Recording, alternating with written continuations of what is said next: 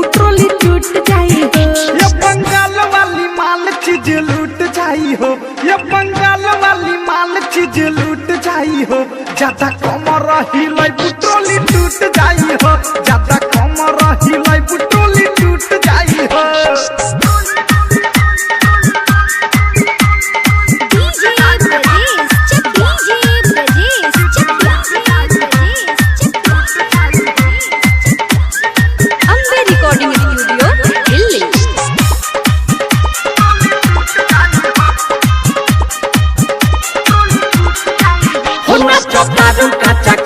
काहे इतना घूमत नाचो तारू काचा कोच काहे इतना घूमत ताहारू